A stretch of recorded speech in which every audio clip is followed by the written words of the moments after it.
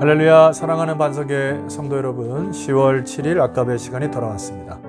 오늘의 말씀은 사무엘하 12장 15절에서 31절까지의 말씀입니다. 한 주간 동안에 새벽 성도님들 수고 많이 하셨고, 또 기도하시고, 또 하루를 출발하신 모든 성도님들을 주의 이름으로 축복합니다. 자, 오늘 말씀은 여호와께서 그를 사랑하사라는 제목으로 함께 은혜를 나누고자 합니다.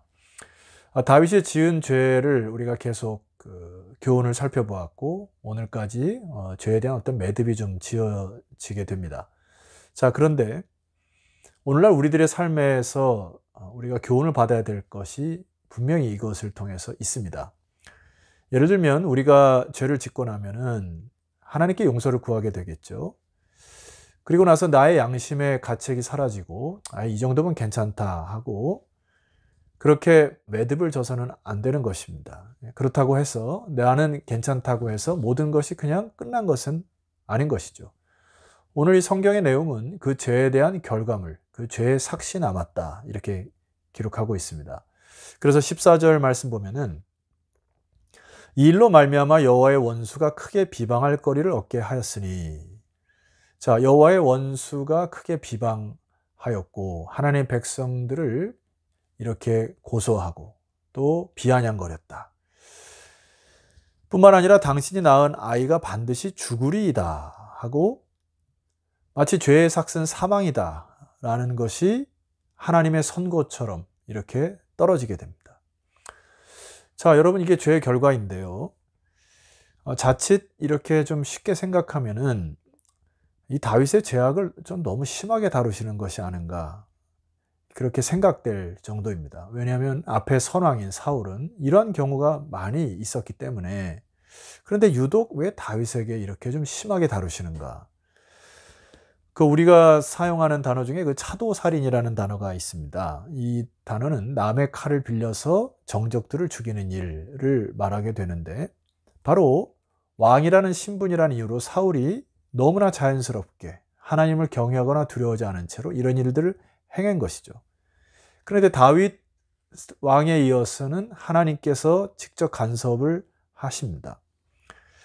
사울처럼 권력을 이용하여서 다른 사람의 권위를 빼앗고 목숨을 빼앗는 이 일들이 똑같은 방식으로 다윗이 저지른 것, 하나님의 백성임에도 불구하고 세상 사람과 다르지 않게 살아가는 것에 대하여 하나님은 원치 않으시는 것이죠. 2022년에 우리가 온 교회 주제로 하나 삼았던 것이 뭐냐니까 다리를 놓는 사람들, 이거 아닙니까? 결과적으로 우리가 이 땅에 살아가는 것은 세상 사람과 똑같이 살아가는 것이 아니라 세상 사람과 다르게, 그리고 하나님의 나라와 그 복음을 연결하여 생명을 구원한 일에 사용되어지고 그렇게 인생이 가야 되는데, 이 다윗 왕 역시 하나님이 택하신 그의 언약을 이어갈 이 다윗조차 그런 세상 방식대로 통치하는 것을 하나님은 원치 않으신 것이죠. 그래서 다윗이 지은 죄가 얼마나 크고 무서운지를 말씀하시는 거고, 그런 죄악이 되풀이되지 않도록 하나님이 경고하신 것입니다. 오늘날 우리들이 인생을 살아갈 때, 우리 죄악에 대한 징계가 있을 때 먼저는 하나님의 선하심과 하나님의 뜻을 묵상하는 일이 필요할 것입니다. 그리고 우리 삶에 역사하시는 하나님의 주권과 통치를 순종하고 하나님을 경외하는 일까지 가야 되는 것, 이것이 다윗의 이 밧세바를 범하고 회개하고 통곡하는 그 마지막 마침표가 될 것이다 생각합니다. 여러분, 오늘 다윗이 저지른 죄를 통하여서 우리가 몇 가지 좀 교훈을 받아야 하겠습니다. 첫 번째, 15절입니다. 나단이 자기 집으로 돌아가니라. 우리아의 아내가 다윗에게 낳은 아이를 여호와께서 치심에 심히 앓는지라. 지금 병을 앓고 있다는 얘기죠. 16절. 다윗이 그 아이를 위하여 하나님께 간구하되 다윗이 금식하고 안에 들어가서 밤새도록 땅에 엎드렸으니. 17절. 그 집의 늙은 자들이 그 곁에 서서 다윗을 땅에서 일으키려 하되 왕이 듣지 아니하고 그들과 더불어 먹지도 아니하더라.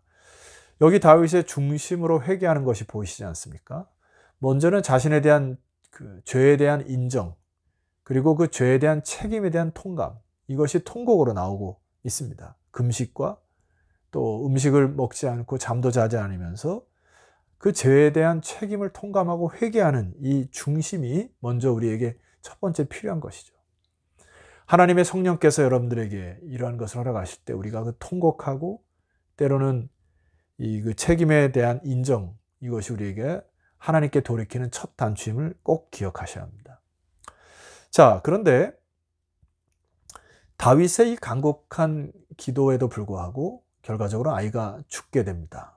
21절 이하입니다.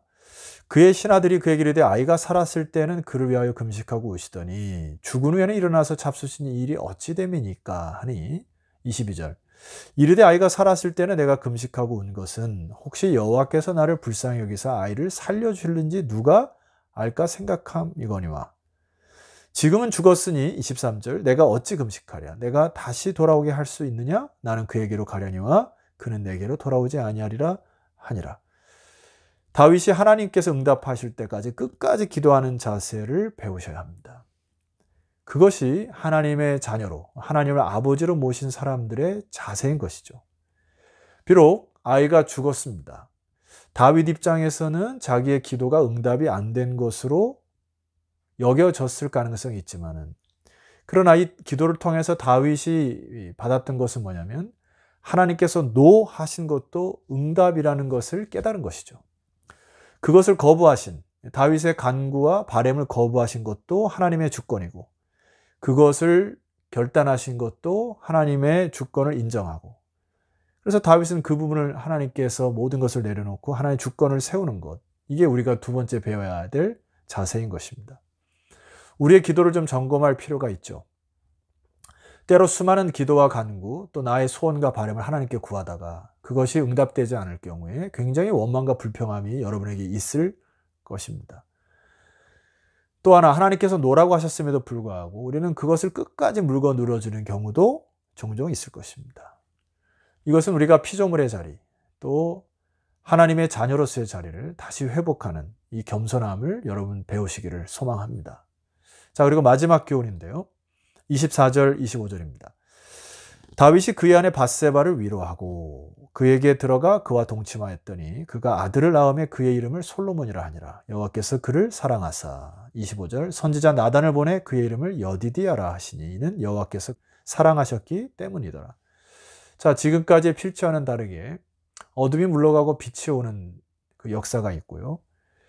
한숨과 아픔과 상처만 있었던 이 과거가 지금은 회복과 사랑이라는 단어 그리고 위로라는 단어가 등장을 하게 됩니다. 우리가 단순히 옛날에 지었던 죄에 대해서 자꾸 묶여서 사는 것은 옳지 않죠.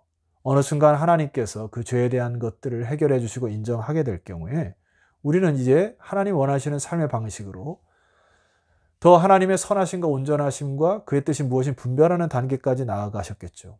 자, 밧세바를 볼 때마다 다윗이 마음속에 얼마나 죄책감과 아픔이 계속 있었겠습니까? 이게 당분간 그게 쉽게 잊혀지지 않았을 것이에요. 그런데 오늘 이 성경의 말씀 보면 다윗의 마음이 하나님 앞에 향해 서고 또 하나님이 이 다윗의 중심을 받았던 그 결과가 24절에 이렇게 기록하고 있습니다. 다윗이 그의 아내 밧세바를 위로하고 자, 지금까지는 밧세바, 엘리암의 딸, 이렇게 쭉 하다가, 우리아의 아내 이렇게 하다가, 이제 그 회개와 그 용서, 이런 것들이 마침표가 찍어지고 나서, 이제 주님께서 다윗에게 이제는 너가 하나님 앞에서 회복된 채로 또 새롭게 살아갈 것들을 하나님이 말씀하시는 것이죠. 그래서 성경은 그의 아내 밧세바를 위로하고, 하나님께서 인정해 주시고 자기의 기도를 받아주신 이후에 자기의 아픔과 상처가 있고 후회함이 있었지만 그 아픔과 상한 감정으로 더 밧세바를 위로하고 사랑해 주었다. 이게 이제 우리가 배워야 될 마지막 자세입니다. 아마 하나님을 두려워하지 않거나 경외하지 않은 그 왕들은 이런 것들을 쉽게 여인들을 버릴 수도 있고 새롭게 법으로 각색하여서 그냥 얼버무릴 수가 있겠지만 다윗은 철저히 하나님에 대한 회개와 그리고 하나님을 경외하고 주권을 인정할 때까지 감으로 하나님이 이제 너의 아내가 되었다라고 하는 이 마음을 가지고 뜨겁게 사랑하고 또 다시는 그런 죄를 짓지 아니하도록 하기 위하여 하나님의 백성으로 또 왕으로서 일들을 더 충실히 행하는 것으로 나아간 것을 배워야 할 것입니다. 여러분, 하나님께서 인도하심을 믿고 여러분 삶 속에서 결단하시는 저와 여러분 되시기를 소망합니다. 자, 여러분 오늘 사무엘하 11장, 12장 이 부분을 함께 좀 마감하면서 제가 여러분에게 마지막으로 드려야 될 그 말씀이 있습니다. 우리 시대에 회복해야 될 것이 꼭 하나가 있는데, 이사야 1장 11절. 여호와께서 말씀하시되 너희의 무수한 재물이 내게 무엇이 유익하뇨? 너희의 번제와 살찐 짐승의 기름에 배불렀고 나는 수송아지나 어린 양이나 숫 염소의 피를 기뻐하지 아니하노라. 12절. 너희가 내 앞에 보이러 오니 이것을 누가 너에게 요구하였느냐? 내 마당만 밟을 뿐이니라. 하나님의 평가가 뭐냐 하면은 이사야 선지자를 통하여서 말씀하시는 것은 너희가 내 앞에 보이러만 온다. 중심에 진실함이 없고 하나님의 표준과 기준을 받아들이는 그 하나님의 지혜를 사모하는 마음이 없이 형식적으로 오는 것에 대한 하나님의 지적이죠. 급기 하나님은 이사를 통해서 이렇게 말씀하십니다. 너희가 손을 펼 때에 내가 내 눈을 너희에게서 가리고 너희가 많이 기도할지라도 내가 듣지 아니하리니 이는 너희의 손에 피가 가득함이니라. 여전히 하나님을 두려워하거나 경외하지 않은 채로 이 세상을 살면서 세상 사람과 똑같이 손에 피를 흘리고 또 죄를 저질렀음에도 불구하고 회개하지 아니하고 똑같은 생각, 똑같은 삶의 방식으로 그냥 와서 성전의 마당만 밟는 것은 하나님이 기뻐하지 않으신다. 너의 손에 피가 가득한 채로 하나님의 성전에 나온 것을 하나님 어떻게 너희들의 기도를 들어주겠냐. 하나님의 성소에 들어갈 때 여러분 가장 먼저 만나는 것이 물두멍이지 않습니까? 물두멍에서 나의 세상의 죄를 깨끗이 씻고 또 그리스도의 피를 힘입어 성소에 나오는 것처럼 우리가 삶 속에서 삶의 예배를 회복하시기를 소망합니다. 그래서 우리에게 말씀하는 것은 하나님이 구하시는 제사는 상한 심령이라. 여러분, 그리스도인의 살기가 이 세상에 살아갈 때 굉장히 쉽지 않죠. 그 세상 사람들은 자기의 욕망과 욕구대로 살면 됩니다. 그리고 자기가 원하는 방식대로 먹고 마시면 되는데 우리 그리스도인들은 그렇게 할 수가 없죠. 먼저는 하나님 앞에서 나의 약함과 추함을 인정하는 그런 꺾임이 있어야 되고요. 두 번째는 나의 뜻이 아니라 하나님의 뜻, 하나님의 지혜, 하나님의 표준, 하나님의 기준 이것을 깨달았으면 나의 자아의 욕망이나 자아의 생각이나 또 내 자아의 뜻과 교만을 꺾으셔야 됩니다. 그럴 때 우리의 심령은 상한 심령이 되죠. 뿐만 아니라 하나님께서 말씀을 우리 안에 역사하시면은 빛이 우리 안에 들어오게 되면은 내 안에 어둠을 보게 되고요. 내가 사랑하지 못하는 이웃을 보게 되고 내가 섬기지 못하는 그것들이 보여지기 때문에 내가 이 어둠과 나의 그 아직과 고집과 교만이 꽉 차 있는 나의 모습을 볼 때 하나님 앞에서 상한 심령으로 나갈 수밖에 없죠. 하나님 이것을 기뻐하신다. 결과적으로 하나님의 주권 또 하나님께서 이루고자 하시는 뜻을 우리가 준행할 때 오늘 다윗의 죄와 회개와 하나님의 인정의 이 스텝을 여러분 잘 묵상하셔서 마지막으로 하나님이 여디디야 그의 사랑하는 솔로몬의 아들을 주심으로 또 다른 하나님의 역사를 이뤄가는 이런 새로운 역사를 써내려 가시는 저와 여러분 되시기를 주 이름으로 축원합니다. 기도드리시겠습니다. 하나님 아버지 감사합니다. 다윗의 실수 또 죄에 대한 그 아픔, 상처 그리고 통곡 하나님 앞에 회개 이런 것을 통하여서 우리의 삶의 자세를 깨우쳐 주시니 감사합니다. 이제 하나님의 선하심을 묵상하고 하나님의 인도하심을 기대하며 사랑하는 반석의 성도들이 상처들을 치유하는 하나님의 역사를 경험하여 새살이 돋는 어둠이 물러가고 빛으로 나오는 주의 백성들 다 되게 하옵소서. 예수 그리스도 이름으로 기도드렸사옵나이다. 아멘.